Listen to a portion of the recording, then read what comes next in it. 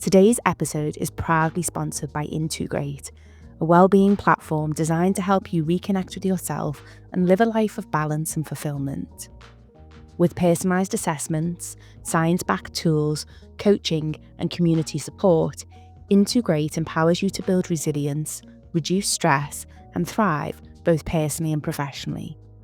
Visit www.integrate.net to claim your free 14-day trial and start your journey to balance today. And now, let's dive into this inspiring conversation. This week on Great Conversations, I have the absolute pleasure of speaking to Lorna Lewis, and Lorna is the founder of Funked Up Fitness. Lorna, welcome to Great Conversations. How are you today? I'm fine, Nicola. Thank you so much for inviting me. I'm really excited. Lorna, your question from the previous guest is, what is something you learned the hard way? Wow, and what an amazing question to even start with. I suppose I could probably reel off about 1,000 things when looking back. Hindsight's the most beautiful gift that we have.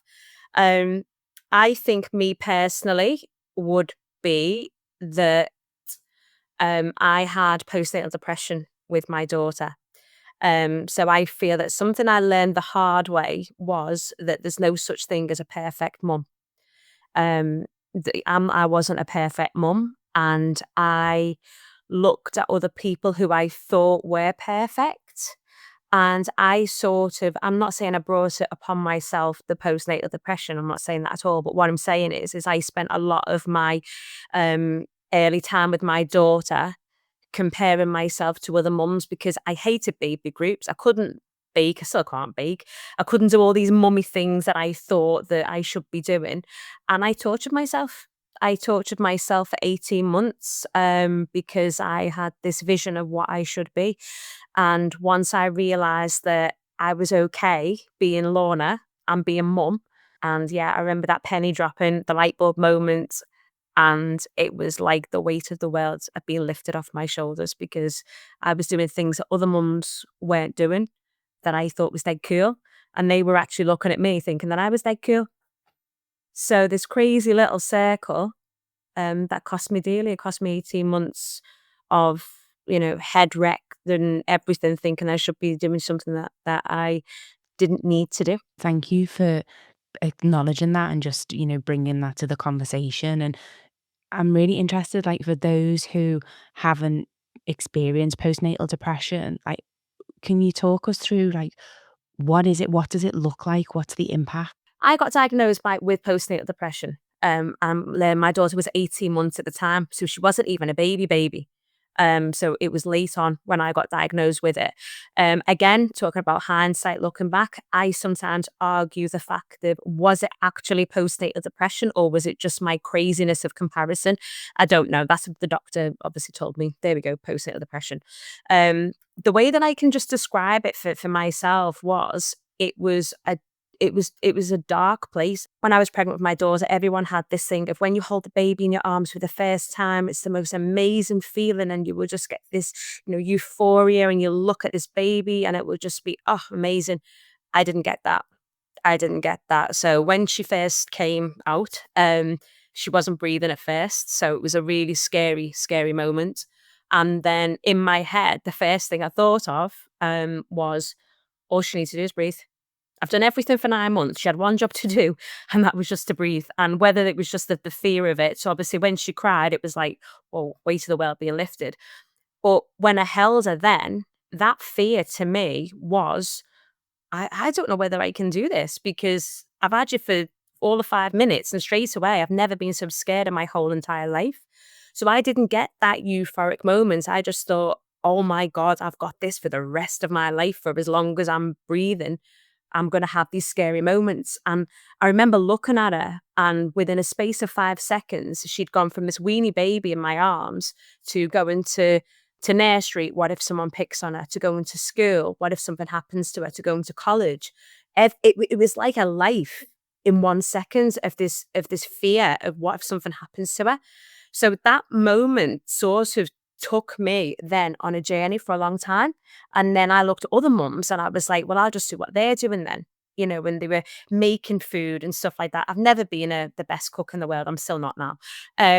So I was finding myself doing things I thought that was going to make me perfect, which would then almost protect her in that sort of way. But the feeling inside, I can only describe it, is a feeling of it's like in the depth of your soul. It's like a dread, a constant dread of everything that you do, that you're not good enough, that you're not worthy enough, that you're not worthy of this little baby because you see other people. I remember people saying to me, oh, I'd love to have a little one and stuff. So I felt guilty then, because I was like, I have got a little one, and all I'm thinking about is all of this negative stuff.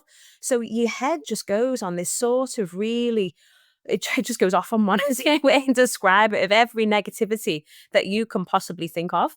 And then me personally, in my family, all my family are very, very mumsy. So I was the first one who wasn't that mumsy. I wanted to go back to work, and it was, you should be with this baby all the time. And I just felt that I couldn't fit in anywhere. I wasn't this perfect mum. I wasn't me anymore. I didn't know who I was. I didn't know what to do. So it was almost that feeling of, what the heck am I going to do with the rest of my life now? And then when I went to the doctors, I remember sitting there literally crying my eyes out, and I was just like, I didn't wish that I didn't have her. I wanted my old life back because I knew what I was doing. I didn't know what I was doing anymore. And it was just that feeling of, I can't cope. I can't cope with her. I can't cope with my life because I don't know what my life is anymore. And the first thing that they offered obviously was medication. So like, no, not taking medication, because again, that was, to me, was just masking the problem. And I thought, I need to deal with this. And then I just remember one day lying on the couch with her, and I can still see it as clear as day. So a little pink mat was on the floor, lying on the couch, and I thought, what do I do with you? I remember looking at her, I was like, what do I do with you? And I was like, well, we read stories together, because I always love books. We read stories together. And I used to always put on stupid voices for her, which she used to laugh at. So I was like, we do that, and we have adventure games. So if we were going up the stairs, we've been climbing up the mountains and stuff like that. And I thought, I've never focused on all of that. All I've ever focused on is that I can't make cauliflower cheese. And it was that moment. And it was only then that I thought, oh my God, if there is anybody, if what we're talking about today, if there's literally one person who listens to this and does feel that feeling, I get it. I get it completely. And there's nothing wrong with feeling like that. There's nothing wrong with having that moment of, or not having that moment of euphoria when you hold them. Because I got my moment of euphoria 2 years later, when we were sitting on a couch, and it was like I looked at her for the first time, and she looked at me, and we had this little bond, and I was like, oh yeah, I am your mum. And I was her mum as me, not a textbook mum. It was what I'd wanted to be then, but it took that journey to get to there. And also huge compassion for what you went through, because, the experience of giving birth and then your daughter not breathing, I mean, the trauma that is there right then, like, as you say, that's the manifestation of every parent's worst nightmare and fear. So, as you said, that was what welcomed your daughter into the world. So it's, compassion for just what you went through. And then, as you say, this sort of, what can often happen is there's not the time to process that or to acknowledge it, because you just have to get on then taking care of this little human that you have full responsibility for. So, as you say, I'm not surprised that that fear, was your companion for 18 months, because it's huge. Yeah, it's massive. And when you look back, it makes sense. But when you're in it at the time, it's like, that's happened. Oh, crack on. And then I remember feeding her, and I was trying to breastfeed at first, and she just was having none of it. And I remember the nurse asked me what milk I want. I was like, anything, just give us something that's going to make her feel okay. And then obviously, mum knows best, mum knows best, mum knows best. And I was like, I don't know best. I don't even know my name at the moment. I remember standing in the shower after having her. And the only analogy I've ever given to anyone is like, if you feel like you've just been murdered and then brought back to life again, because your body's all jelly and you're all like all over the show. And you're asking me what my daughter wants to eat. Well, I don't know. Do you know, I'm new to this. And the thing is, I was 30 when I had my daughter as well. So again, there's the assumption because you're later in life, you're going to know all this stuff. It's still a baby. I've had babies in the family, of course, but I've never gone through all that as well. Your emotions are all up the wall. Everything's going absolutely crazy. And then, you can't, the tiniest little questions are so humongous. It's a lot. It's a lot that as a woman, we put on ourselves for that. There we go, pop out a baby and walk around with a pram and look fabulous. No. Yeah. And whip yourself back into shape. And it's crazy, isn't it? As you say, it's like there's so much involved in that, isn't there? There's this pressure to be an expert, there's the comparison, there's this society imposed definition of what it looks like to be a mum and what it looks like to be a new mum. And as you say, wrapped up in all of that is how well you're taking care of your baby and how well you're taking care of your body, sort of it's so hugely complex, and there's a lot of judgment and shame on women and men that are just like, I have no idea what I'm doing. I'm terrified. Like, the ability to ask the questions. If you don't mind, like, how did you navigate that? Like, because of that pressure, how did you navigate, I guess the first, like the huge part, isn't it, of any sort of journey to healing is acknowledging and accepting what you're actually feeling and what's going on for you. So, like, what was that part of your journey like before you then, came out of the other end and really, I love what you said about when you looked at your daughter and you were like, I'm your mum, and you put that label on yourself and you owned it.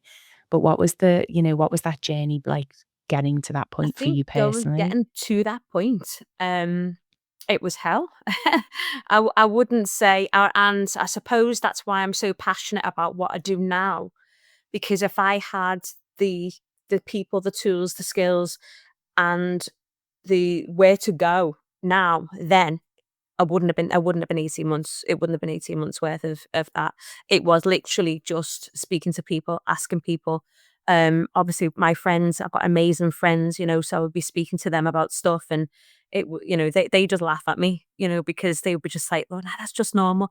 That's just normal." But they're my mates. So my friends are going to say that, aren't they? It was almost like I needed some higher power to just go, think it's okay. I was looking for this thing, and then I realized I'm not going to get that from anybody else. The only person I'm going to get that from is me. And it was literally going through that, but it was very much an inner battle, I'd say, because I was have moments of this is right, and then that little voice, no, you're not, and that's what it was, for a long time. So the journey itself, I would say, it was just that tiny and it was like a little epiphany moment. There was nothing that led up to that. I think I was just tired. I was exhausted of questioning myself, of looking at everything negative, and whether it was just something that was in me. It was just like, you know what, Lorna, just one day look at what you do, not what you don't do, or what you feel that you don't do. And it was literally, there was just like a little switch that just went. After that, then it was completely different. Then it was about listening to my body. And again, it's little things because, like I said earlier on, my family are very much have always been like that. The mums have been the mums and they've stayed at home with the kids. I wasn't like that at all. So for me to say I'm going back to work and I'm doing all of this sort of stuff, it was like, oh, are you sure? So then I was like, oh, I am sure, but am I sure? So it was listening to yourself and almost, putting your big girl knickers on and saying, this is right for me. I know it's not right for you. I know it's not being right for you, and that's okay. But just because I want to do something different, that doesn't make me wrong. I was on my own with my daughter for, for a long, long time. And it's like, I wanted to provide for my daughter. That's my personal preference. I wanted to do that. I want to do it because that's in me to do that. So then the journey after that, my little epiphany moment, if you like, it was very much then about putting boundaries in place, and that was hard. That was really, really tough. And it's something that even now, when people say they've got it all together, putting boundaries in place is a difficult thing. We don't, we fail all the time on boundaries. Of course we do, we're human. But almost going from this mess, if you like, of I don't know what I'm doing, to all of a sudden thinking, well, I'm going back to work and I'm putting these boundaries in place. It was a big, big thing to do. Listening to myself, allowing myself the permission to go out with friends because I want to, and because I want to, and full stop. that was the explanation. It wasn't a, well, I need to because it's such and such a body's birthday and I'm going to be missing out on this. Because again, I was a mum now. Am I allowed to do this sort of stuff? Am I allowed to just go out and have fun on my own without the kids? Am I allowed to do that? So the journey then, it evolved because as I was getting me back and sort of me and my daughter, it was a weird transition then because it was like, okay, I can be me and have this little thing. That's okay. And now it's allowing me to come back into it and accepting that that's okay. I found myself enjoying my time with her more, with her because we do the same things that we probably always done, but I was doing it because I wanted to, not because I felt like I needed to. And that was the difference. It's the motivation behind it, isn't it? And, I love so much of what you're saying because it's mad how we externalize our validation and our peace and our joy, isn't it?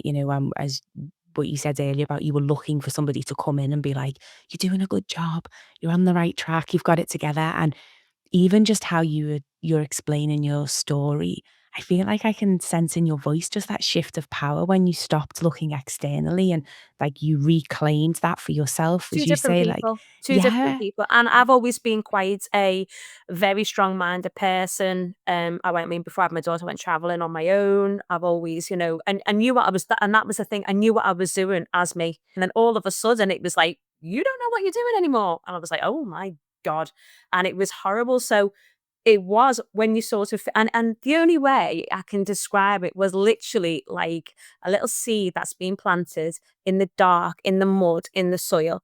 And then all of a sudden, the little roots start to come back out. And that's what I felt like. I felt like I've been in this dark place. And then I allowed these little sprouts every now and again. And some of the branches would come off and, some might wither in terms of, no, don't go that way. And then the ones that would grow and grow and grow. And that's how I felt because I was learning, but I was learning. I wasn't a finished product. So it was like, I'm going to balls up. That's okay. It's all right. It's all right, Lorna. Just move on to something else. That's okay. I think that's what some people can almost get a little bit afraid of doing. They feel like they're just going to do it and it's going to be right the first time. So I feel that having that, almost that mindset in terms of this is probably going to go wrong this little bit, it's okay. It takes that pressure off you because you don't expect, if it goes right and you do it right first time, amazing. But I feel, especially when it comes to the motherhood side of things, and again, I've got nothing against the dad side of things or anything, but from a mum's point of view, I do feel it's that weight that we just take straight away. And I feel that we should get it right the first time. So someone saying to you, no, you're not going to, it's okay though. That's right, that's fine. It's like, oh, thank God. And you can feel that weight, being lifted from you. So there's the lack of control, as you say. There's something about when you're living your life one way, we give ourselves this, it's the illusion of control, but we think that we know that we're in control. And then when there's a change, you just suddenly you feel so out of control. That's why you feel so overwhelmed and stressed. And you don't realize that you're always in control of how you feel and how you show up. But and so it's recognizing that and taking back control and ownership of how you want to show up. But then I also love what you're saying about that mindset shift of, I think just permission to be a learner and be a novice. And, you started off by saying about this concept of perfectionism. And I think that's inherent in so many things that we do, isn't it? The pressure of we've got to get it right first time. It's like we can't fail. It's like, we're surrounded by stories of people that have been a success, that are successful and, that are sort of smashing it out the park or whatever success might look like. And there's very few stories of the struggle to get there or the failing or the getting it wrong or, and that's the problem, isn't it? We're given these messages that it's wrong, not wrong, but somehow it's a big failing to say you don't know or to say you're struggling or to get things wrong and learn. But that's how you grow as a human. and again, it's that acceptance, isn't it? I'm not going to get it right every single time, and that's okay. Yeah. And if you, as well, there's something, although it's easy to say this, I'm not saying that I embrace it, but there's something so rich about the messiness as well and just actually getting things wrong and just not knowing stuff and then where that takes you. I think if you, I've spoken about this quite a few times, this idea of like curiosity and living life from a space of curiosity. And so I think when we sort of stop learning, that's actually a real problem. I think that's when people do become disconnected and bored and, um, not give up on life, but just coast through life in a way that, yeah, is for me a little bit sad. Yeah, I it is because you definitely. whether it's a good lesson or a bad lesson, we're constantly learning, aren't we? And I think, and when you say stuff like that, I always imagine someone sitting there just go, yeah, you're always listening. But we are, and I think it's almost that excitement element sometimes as well. And again, it depends what day you're on, because you can have the days where you just want to know, and then you can have the other days where you think, by not knowing, that can be quite exciting. Where I am now, would I have thought that I'd be doing what I'm doing now 4 years ago? Absolutely, categorically not. I wouldn't have even known how I wouldn't have known how, for one, or just like, how was that even going to happen? Um, so I think sometimes, again, there's that excitement of what's going to happen next. And, obviously there's been a lot of heartbreak and upset and things in between to get to here. But would I have got to hear if that would have happened? So there's those little moments sometimes, isn't it? And I suppose from I don't know, like from like a spiritual point of view as well, it's just trusting, it's just rolling with it. It's just going, do you know what? What will be, will be. What are some of the questions and what was your process and how you started this journey over the last, 4 or 5 years to get to where you are today? The first part of it, in terms of how I sort of got to where I am now, um, was 5 years ago. And exactly say that it was in March, and I literally, I didn't like me. I know that sounds a bit crazy after everything that happened. Obviously, as my daughter's 12 now, so obviously that was a few years ago with all that. But I didn't like me. I felt that I wasn't where I should be in life. I felt like I should have been achieved more. I was approaching 40. And in my head, I had this vision of what a 40-year-old looked like and what they should have and not have, and all of this sort of stuff. Um, and I just split up with my daughter's dad, just split up with him. And I remember at the time I was also training for the London Marathon. I'd got a place for London Marathon. So I had all this on the surface of it. I was training, I was doing all this great stuff, but inside I just felt completely and utterly broken. That's the only way I can describe it. I didn't feel how I felt when years ago. So I had that comparison in terms of, well, I'm not like that, but I don't know what I am like. Um, and then I got a coach. So I got a coach because I was like, I don't need counsel. I've had counseling before. I don't need that. But I do need some sort of like direction as to where my life is going, because I felt I couldn't answer one more question. That's what I felt like. I thought if someone asked me one more question, my head is going to explode. At the time, we just started caring for my nan as well, because my nan had dementia. So there was a lot of things that I was doing. I was people pleasing massively, massive people pleaser. So I had all these plates spinning round, and I was trying to juggle everything. And I thought, one more thing and everything's going to go. What was it that was driving that? So, like, if you look back now, why do you think you were feeling that way? Because of how you were acting? Like, what was it that was really going on that was contributing to you feeling that Going way? back to the control, going back to the perfectionist type thing. I've always been someone, if I'm doing something, I'm doing it properly. That was it. So, but all these things were of equal weight in my mind. So it was like I was training for a marathon. There was no way I was going to not do that. My daughter still got it, so she still needed looking after, feeding, and all of that stuff. My nan's always been a massive, massive, massive part of my life. So obviously that was a given. A business. I needed my business. I love my business. But at the time I was also going through separation. I was trying to make that as seamless for my daughter, so she didn't see mommy get upset or anything like that. So it was, everything was of equal weight in my mind. I was just like, I couldn't see where there was any give for that. Well, and also it sounds like an enormous amount of pressure to be perfect and to do 100%. and to, as you say, to give 100% to everything, and so to do everything in the way that it needed to be Either way, it was perfectly. getting done. Yeah. Yeah, either way, it Yeah. was getting done. And it Yeah. was one of those moments where it was like I couldn't. My day from the minute that I woke up, the only way I can describe it is my head felt full. And I remember one of the first sessions that I had with my coach at the time, I said, I feel like I just need to slice my head open from the top and empty it and then pick it up and put one bit back in at a time. And metaphorically, that's what I did.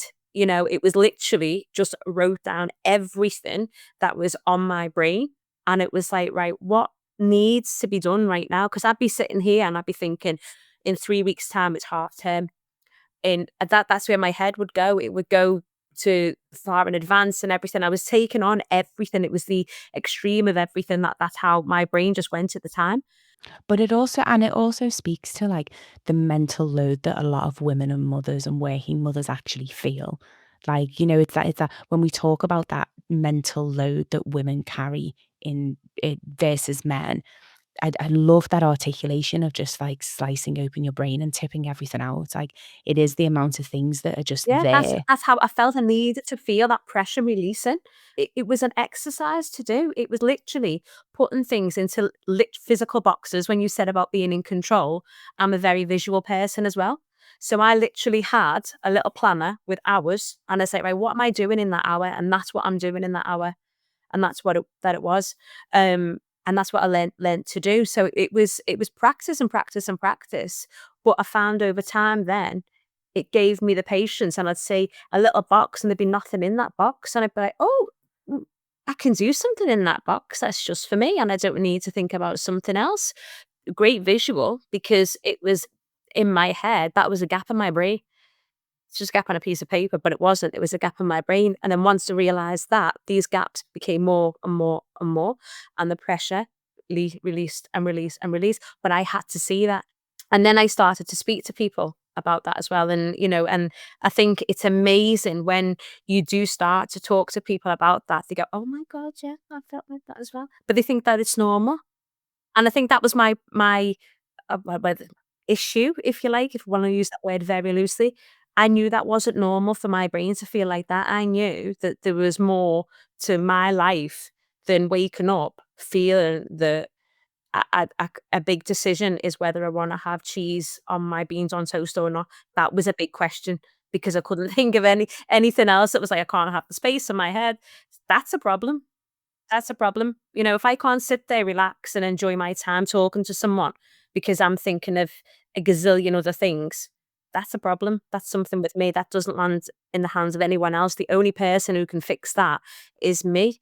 And if I'm not comfortable and I don't want to feel like that, well, I either carry on and just keep on as I am or do something about it.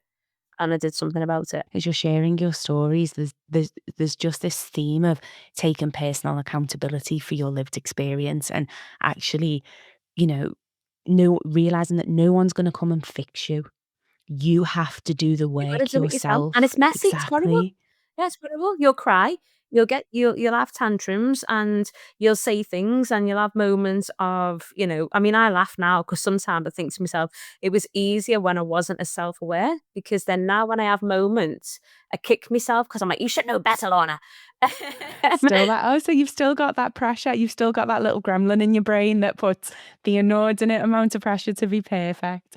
But what did you learn, like, in those, I love this visual, I'm visual as well, and I love this analogy of, like, the blocks and the gaps, and this is Lorna. And so what did you learn about yourself when you were looking at those gaps that you didn't know before, that, as you say, maybe you just overlooked because of the stress and the pressure? Like, what started to, yeah, bubble up and become clear? I think for me, massively, I've always been a massive people pleaser, Mm. massive people pleaser. And what do you mean by that when you use the term people Yes pleaser? How person. does it? Yes person. As in like, yeah, so yes, all the time. So, "Can you do that for us, Lauren?" "Yeah." "Can you do that?" "Yeah." "Yeah." I'll find a way. Yeah, yeah, yeah." Um, and it was always that, "Can't hurt people's feelings." So I can't hurt people's feelings. So by saying no, I'd be hurting someone's feelings. Um, so that's what I learnt, because all of these yeses had become a massive effect on my life, to the point that I wasn't looking after me. We've heard that analogy a million times about, put your own oxygen mask on first before you try and help someone else. And I was firmly fitting everybody's else's, making sure they were nice and secure. And I was, suffocating in the process. And again, going back to, like, obviously when I had my daughter, I always had that fear of going back to that. So straight away, I was like, I can't feel like that again. I never will feel like that again, because that was then, and this is now. I've learned so much then. But I think acknowledging, again, coming back to it in terms of no one's going to fix me, again, using that term very, very loosely.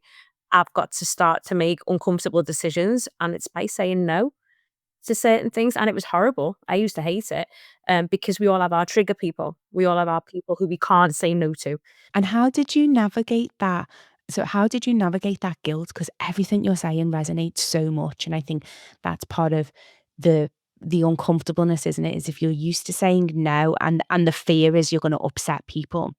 How did you learn to sit with and process that guilt and that worry of whatever you were telling yourself that was driving the yes in the first place? And yeah, and that's a great question. A number of things, really. I mean, firstly, practice, practice, practice. We always say no is a full sentence. That's it. No, you don't need to carry on after that. It is practice, and it's a horrible feeling. I'm not going to sugarcoat it. It's that horrible. Oh my God, how have I said no? But I think as well, turn it on its head, turn it on you. If you were asking someone that question and they said to you, I can't right now, would you then think of them as a horrible person? Or would it just be, they're in the middle of cooking the kids' tea? That's fine, don't worry about it.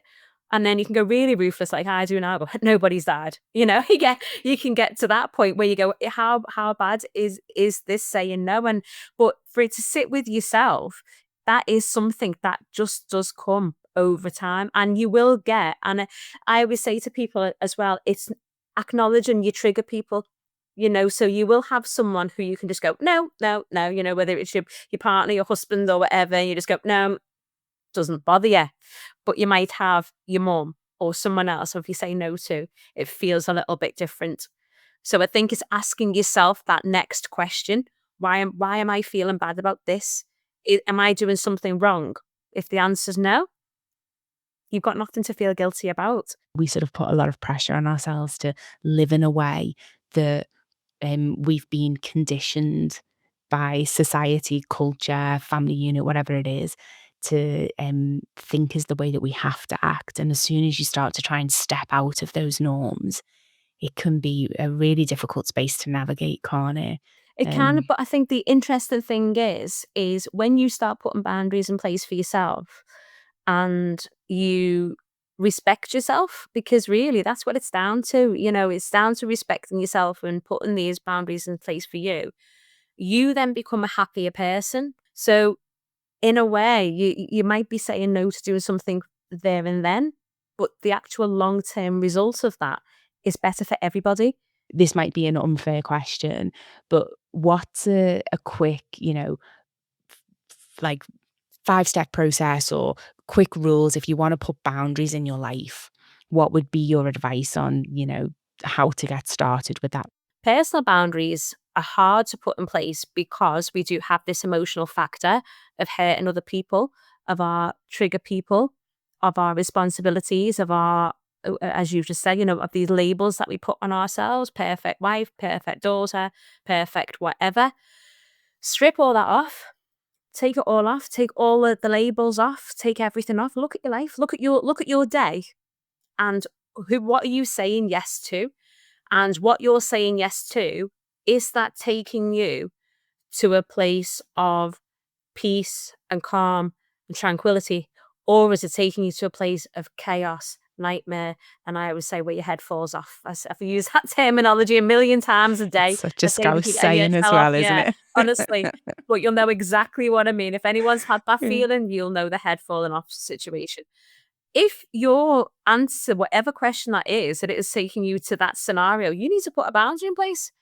And your boundary, people think boundaries are always no's, right? No, I'm going to say no, no, no.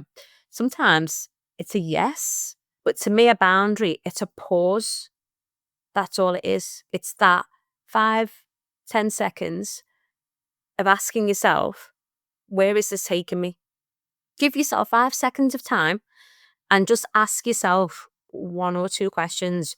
Is this going to benefit me in terms of, is this going to make me? And the reason I always use the term peace, because I think happiness is amazing. Happiness is great. Happiness is yay. But sometimes we don't always need to be happy. We just need to feel calm. I agree. It's contentment for me. I That's agree. it. Just if I'm calm with something, I'm cool. If I'm happy, bonus. But just to feel that, that's a lot.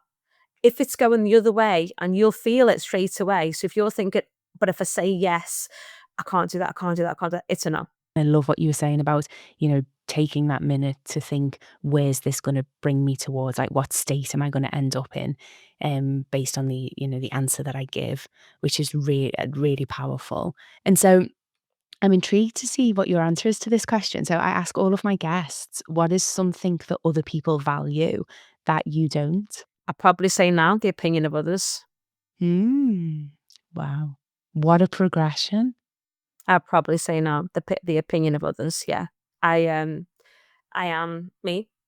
I I know there's laugh. I would say I come in peace, but I do. Do you know what I mean? I And come in echo, pieces. yes, pieces, many different pieces. But yeah, I sort of, I am all about literally fun and trying to. When people say try to help people, I almost sort of try and do the opposite, and it's like I want you to realize how fucking amazing you are just as you are. I don't know that the word help, I'm this sort of person, I'm vibrant, and I feel that it can often, like, everyone's a love or hate person, do you know what I mean? But it could be sort of, we can feel that we have to be a certain way. Um, and yeah, I would say that. I say I just sort of am quite happy as I am. It took a long time to get to here.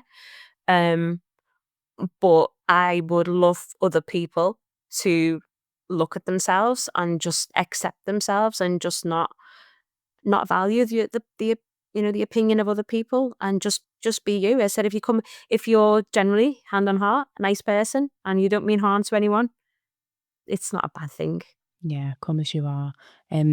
Yeah, I'd absolutely love what you're saying, and I'm going to share, obviously in the show notes where people can get involved with Funked Up Fitness and attend one of your sessions, because I absolutely support, encourage, and adore your mission. And I think it's, as you say, it's so needed. More people to come in peace and love, is definitely much needed in this world.